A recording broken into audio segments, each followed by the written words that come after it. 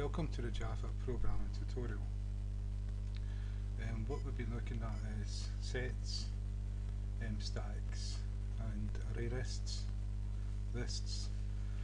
I took away the stack from the run program method just to give it a little bit of space so we can see the array list here, and we'll take away the multi-dimensional array just for a little bit more space.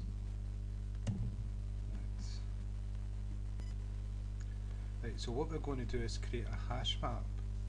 A set has no duplicates. It's used for ID, a unique identifier, like a name or like an ID number, a barcode or anything like that.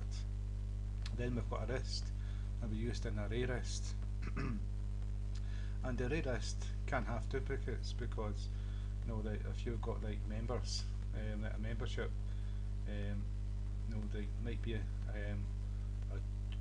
John Doe for one member, and then 2 weeks later another John Doe comes in to become a member, so you've got two John Does. So if it doesn't have duplicates,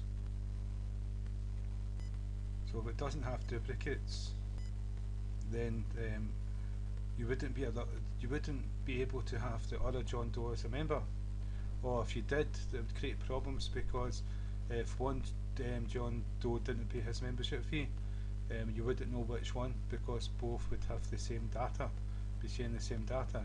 So you need duplicates for a list, and that's the value side.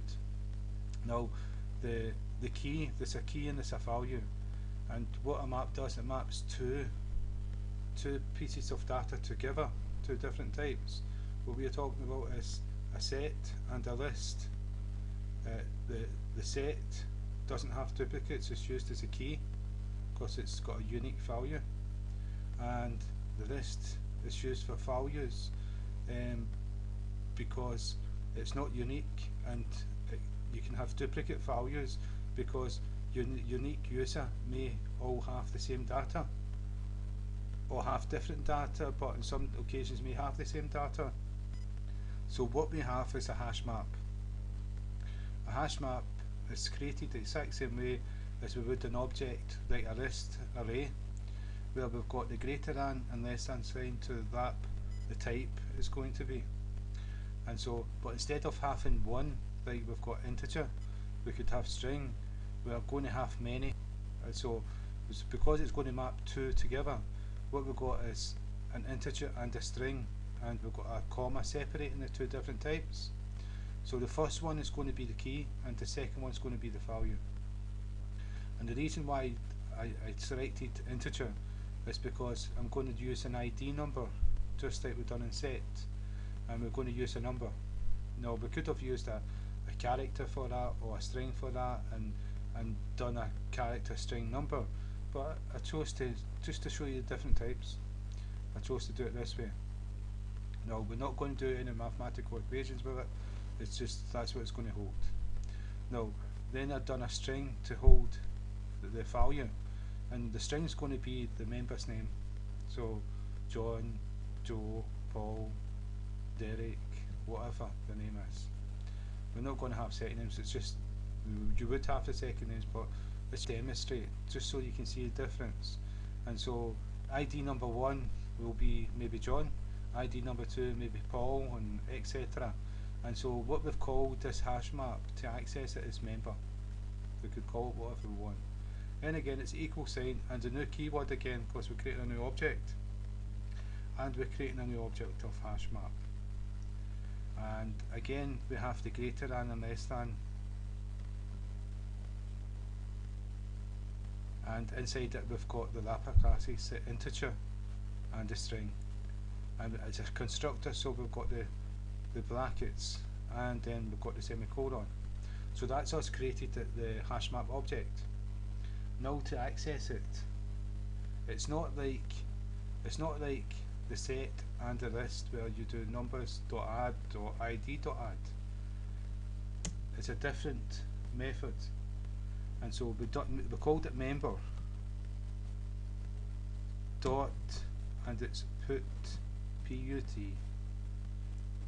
We're going to put it on, and you can see straight away it's saying, hey you, give me the key, and then give me the value. And so we know what the key is, that's the integer, and we know what the value is, and that's the string. And so we're going to go number 1, and then we're going to go John. We'll go John, but it's got to be a string, so there you go. So do the double quotes, John, and then we can go semicolon, and we can cut and paste this.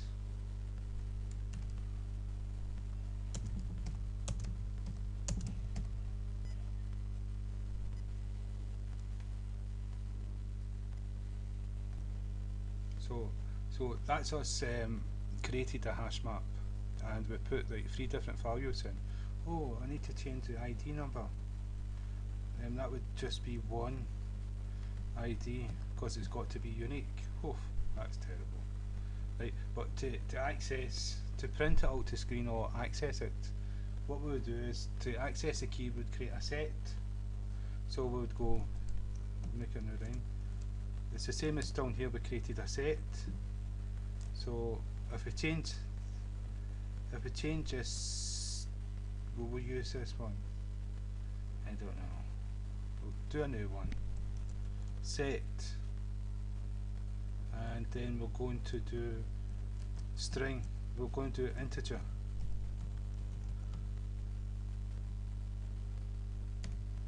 And then we're going to, now we give it a name. So we'll go show key. I don't know what to call it, just we'll call it that. And so it's equal sign again. And what we can do is use member.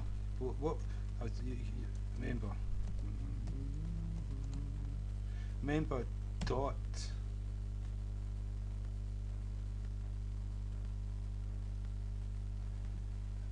I know how to spell member dot key set. I'm looking for key set. So it is, what I'll point out here now, what we've got here is a hash set with brackets because it's a constructor. Now what we're passing here is a constructor of the keys, the key set, all the keys inside here, which is 1, 2, 3. And so this is what this is going to hold. This set is going to hold all. It's going to be a set, and it's going to hold 1, 2, 3 from this hash map. This is how you access it. And so what we're going to do is we're going to use a enhanced for loop. So for, and it's an integer. We'll call it, we'll just call it K for key, semicolon,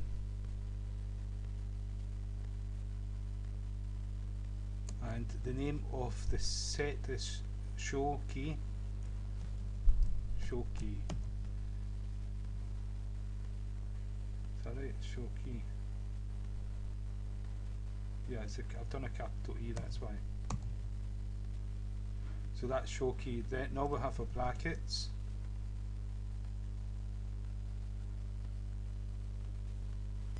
And we can print it. System dot out dot print ln, and all we need to do is give name. It was it show key?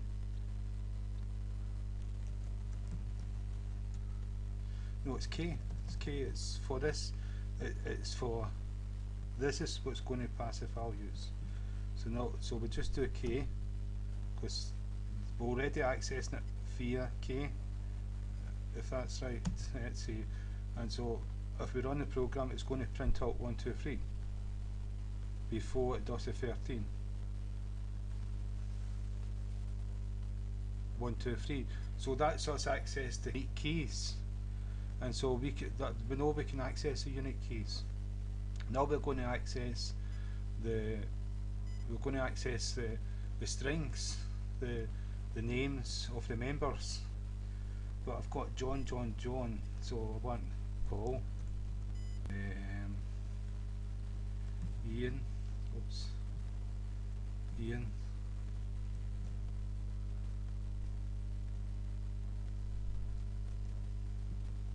that's not how you spell Ian. Should know how to spell Ian, the Scottish name is. I don't know. But anyway, I hope that's the way you spell Ian. Right, and so we've got 3 different names, and what we're going to do is cut and paste this. And show you the difference between the 2 of them. It's the exact same, we're creating a set, but it's going to be a string. Well, we're not creating a set. No, I'm going to use an iterator.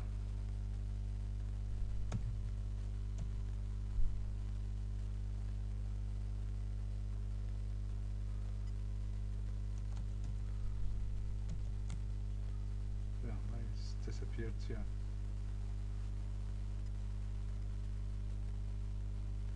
And it's going to be string. And we're going to call it just show equals, and again it's going to be member, and what we're going to do is get,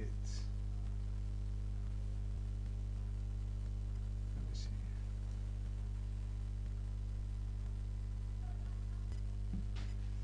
values.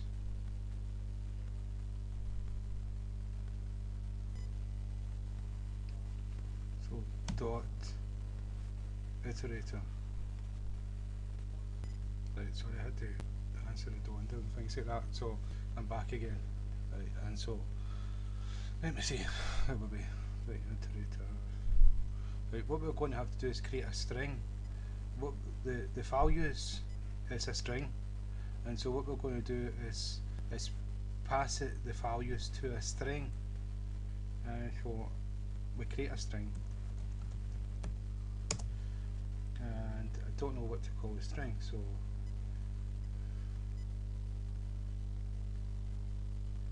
pass. We'll pass that to a string. It's stupid, what I've called it, but hey presto, that's what I've called it. String.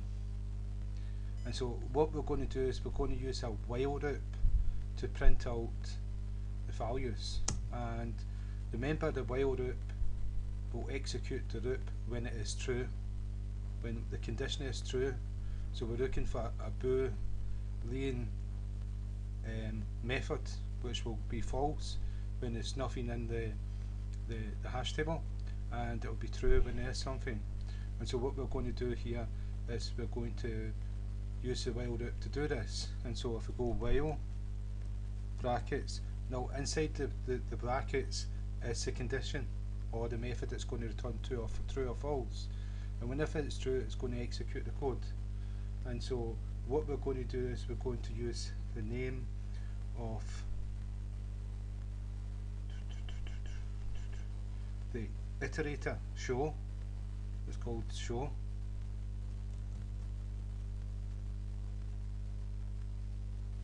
Yeah, I'm a wee bit confused, but yeah, and has next will to return a Boolean value.